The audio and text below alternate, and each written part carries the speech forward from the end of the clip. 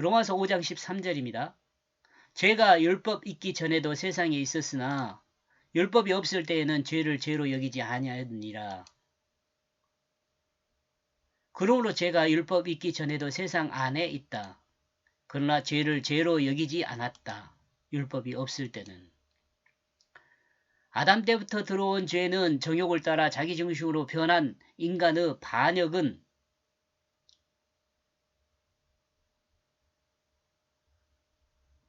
아담으로부터 들어온 죄는 정욕을 따라 자기중심으로 변한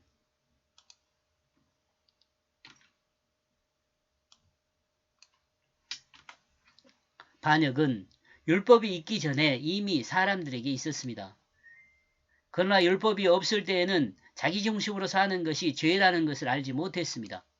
그러나 모세를 통해 신의 광야에서 왜 사람이 하나님 말씀에서 벗어나 있는지를 보여주셨고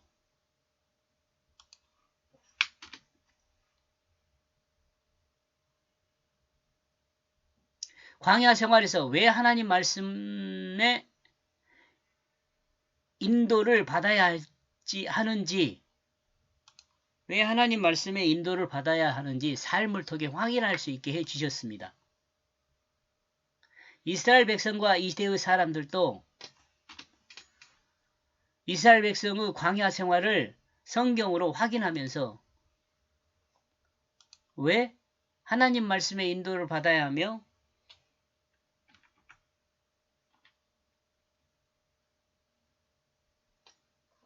하나님 말씀을 따라 살아야 하는지를 확인하게 해 주었습니다. 우리는 성경을 통해 이걸 확인할 수 있죠. 그러나 이스라엘 백성뿐 아니라 이 시대의 사람들도 이스라엘 역사를 통해 전달하려는 하나님의 마음을 잊지 못하고 있죠. 성경은 하나님의 마음을 전달하는 도구입니다. 도구예요. 이 도구라 할 때 성경 안에 들어있는 하나님의 뜻이 도구라는 것이 아니라 그 뜻을 우리에게 전달하기 위해 사용된 도구가 성경이란 말이죠. 성경 안에는 하나님이 창조한 사람을 향한 마음이 담겨 있습니다. 이 마음이 도구라는 게 아니에요. 성경에 기록된 역사적 사실도 중요하지만 그 사실을 통해 전달하는 하나님의 그 마음은 더 중요하죠. 그러니까 하나님의 마음을 담은 인간의 언어와 인간의 이야기, 또한 그 문자, 이것이 도구라는 거죠. 이 도구들 안에 하나님 마음이 담겨 있어요. 그러니까 우리가 성경을 해석할 때는 하나님 마음을 받아야죠. 그 도구들 안에 들어있는 그 하나님의 마음을 받아야 돼요. 그래야 똑똑한 사람이고 지혜로운 사람이에요. 하나님은 모세의 율법을 통해 사람들이 잘못 살고 있음을 알게 하려는 목적이 있었습니다. 하나님 중심이 아니라 자기 중심으로 사는 것은 멸망의 길입니다. 하나님이 창조한 창조 질서를 벗어나 피조물인 인간의 질서는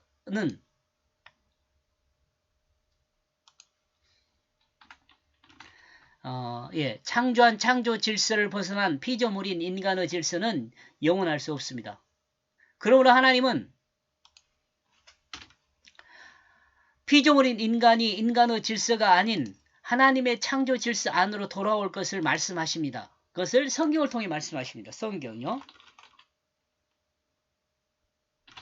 성경으로 말씀하십니다. 하나님께서 하나님께 맡기는 하나님 중심의 질서로 돌아오기를 소망하면서 성경을 기록하여 계시하신 것입니다. 이러므로 이 계시는 하나님의 마음을 계시한 것입니다.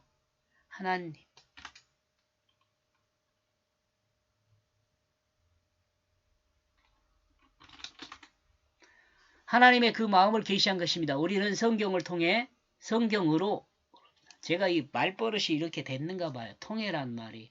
근데 이 의로라는 말이 현대어인가 봐요. 그래서 의로라고 정리하는 것이 맞나 봐요. 좀 부드러운 것 같기도 하고요. 우리는 성경을 통해라기보다는 우리는 성경으로 이렇게 좀 부드럽잖아요.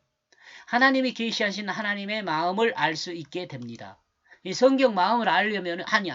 하나님 마음을 알려면 성경을 읽어야 돼요.